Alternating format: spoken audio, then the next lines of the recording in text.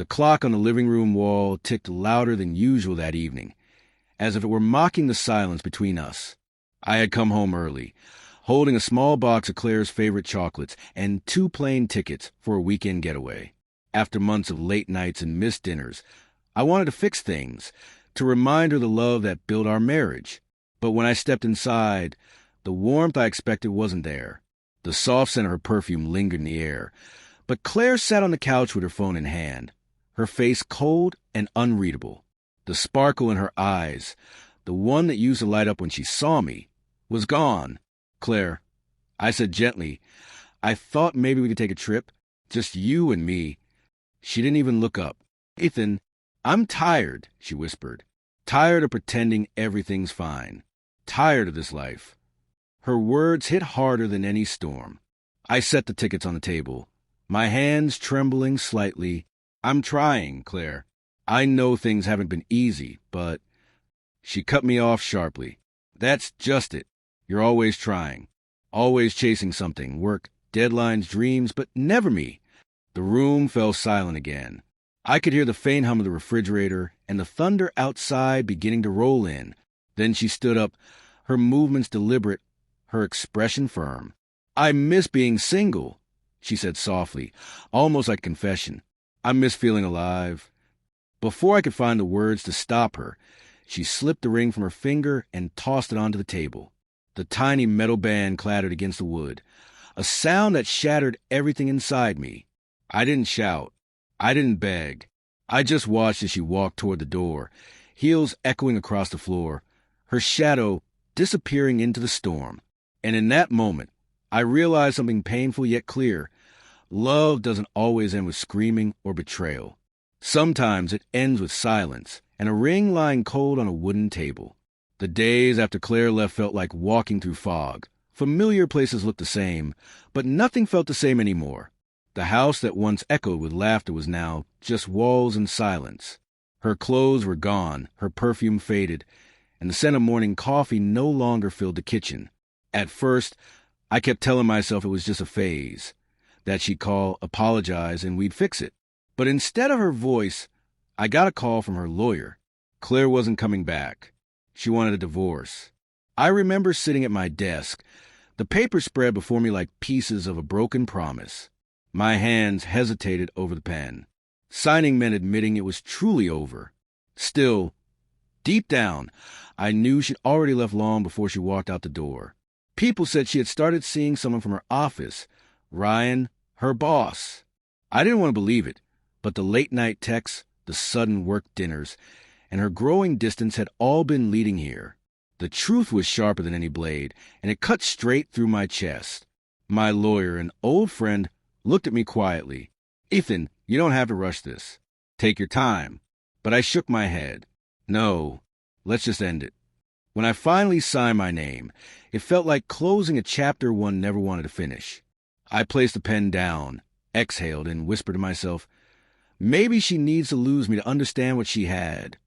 While Claire was out celebrating her freedom, posting photos of parties, new dresses, and expensive dinners, I stayed silent. There were no revenge posts, no desperate messages. Just quiet. Instead, I poured everything into my work. Late nights became my new therapy.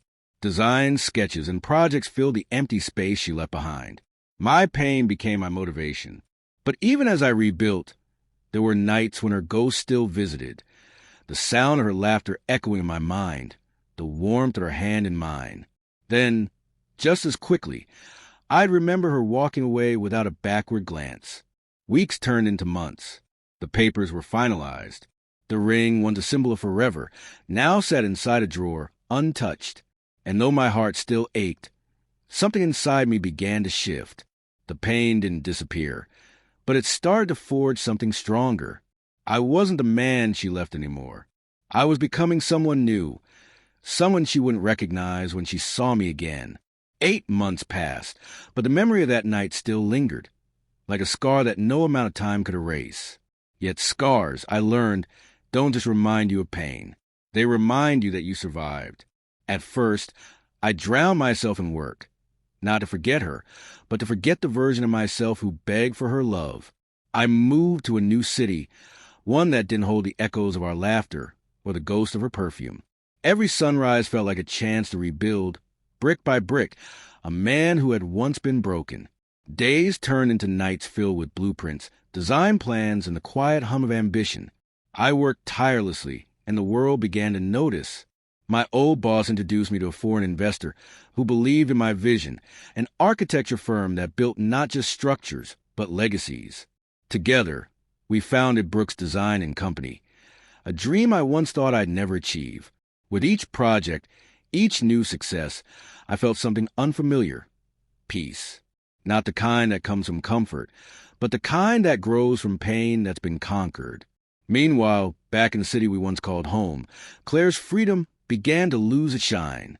Her new life with Ryan, her boss-turned-lover, was crumbling. The man who once promised her adventure had turned distant, arrogant, and unfaithful. The late-night messages stopped. The flowers disappeared. She was just another name on his list of temporary thrills.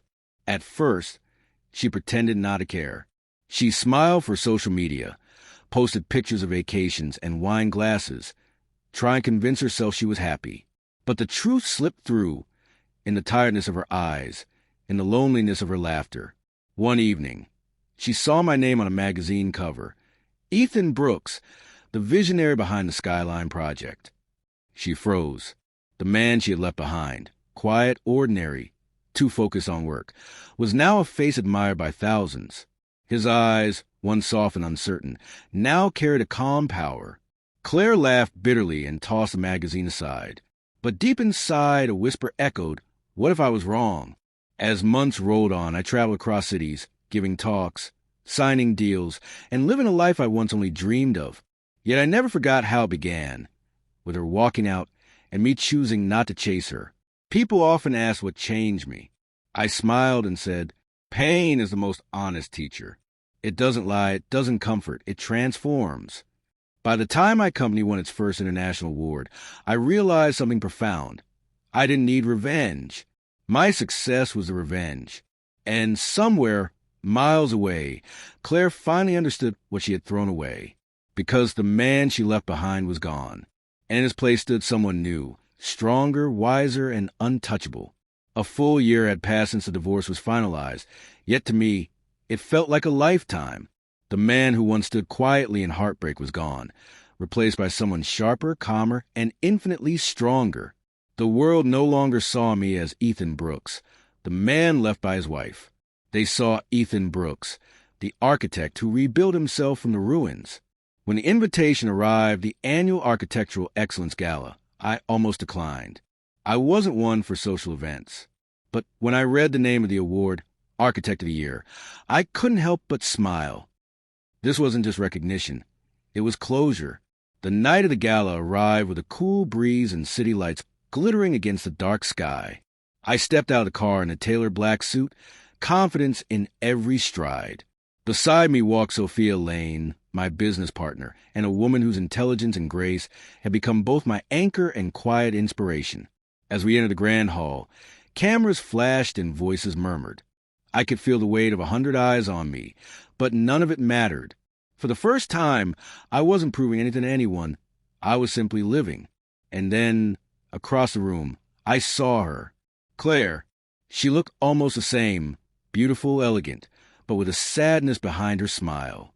She was there as Ryan's guest, though from the way they stood apart, I could tell things between them were strained. When her eyes met mine, she froze. Her lips parted slightly, as if she couldn't believe what she was seeing. I gave a polite nod, nothing more, and continued forward. During the ceremony, as my name was announced, the applause echoed through the hall. I walked to the stage, the spotlight warm on my face, and took the award in my hands. For a brief moment, I looked at the audience, and my gaze stopped where Claire sat. To everyone who believed in me, I said, voice steady, thank you. And to those who doubted me, you gave me the reason to rebuild. For that, I'm grateful. There was silence, then thunderous applause. Claire's eyes glistened, not with pride, but with realization.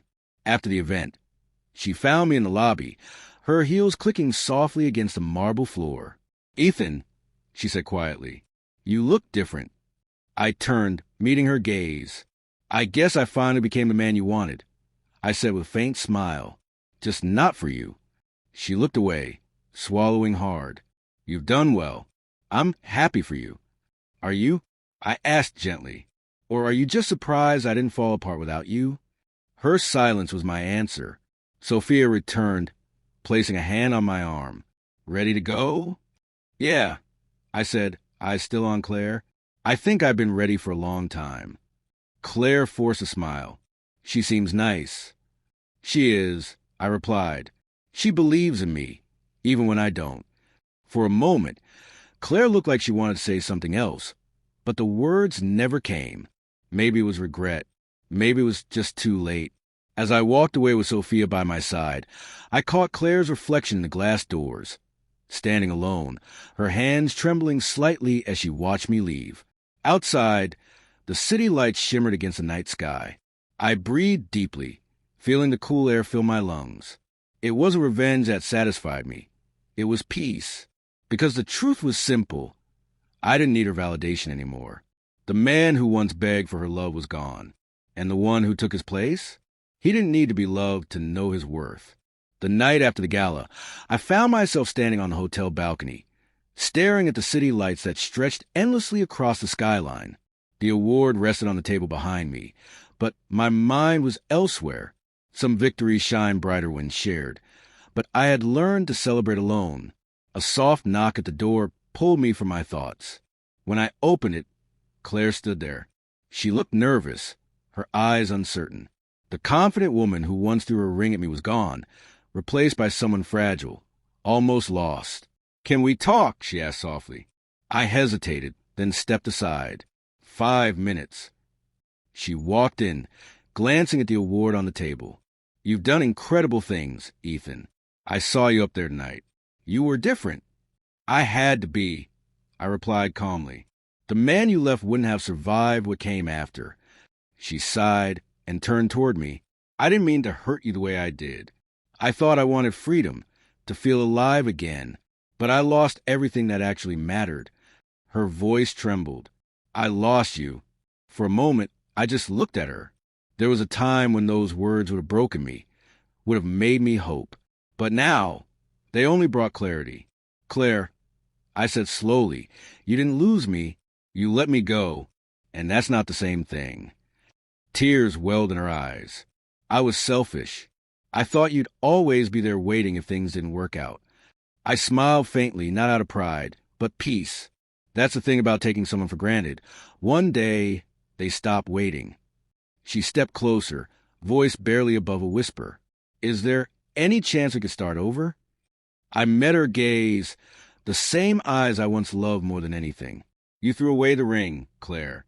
And in the space you left, I built a life, one that doesn't revolve around you anymore." She covered her face with her hands, crying softly. "I'm sorry," she whispered. "You deserve better than what I gave you." "I did," I said gently. "But maybe losing you was exactly what I needed to find it." For a long moment, there was only silence, the kind that speaks louder than words ever could. When I finally walked her to the door, she looked back once, her eyes filled with regret and something like admiration. "You really did come back stronger," she said quietly. "No," I replied, a small smile forming. "I didn't come back. I moved on." And with that, I closed the door, not in anger, but in peace. Because for the first time in years, I wasn't haunted by the past. I was free from it. Months passed after that night, and life moved forward. Quietly, steadily, beautifully. The past no longer hurt. It had become a story I could tell without pain in my voice. Brooks Design and Company had grown beyond anything I imagined. Sophia and I opened our new headquarters downtown. Glass walls, open space, and sunlight pouring through every window. The ribbon-cutting ceremony was filled with laughter, cameras, and handshakes. For once, I wasn't thinking about who wasn't there. I was grateful for who was. As I looked around at the people who believed in me, I realized something profound. Success means nothing if it's built on revenge, but when it's built on peace, it lasts. Later that evening, as the city lights shimmered below my office, I scrolled through my phone. A news article caught my eye, a small feature about Claire moving out of town. No photos, no smiles, just a quiet headline about her leaving her job. For a moment, I felt a trace of sadness, not for what we were, but for what we could have been. I closed the article, set the phone down, and looked out the window. The skyline I once dreamed of building now stood tall, not just of steel and glass, but of lessons in resilience. I whispered to myself, almost smiling, she ended our story, but I began mine. As I turned away from the window, Sophia called my name, holding 2 cups of coffee, the same kind I used to share with Claire years ago. Only now it didn't sting. It felt peaceful, because I had finally learned, sometimes losing someone isn't the end. It's the beginning of who you were meant to become.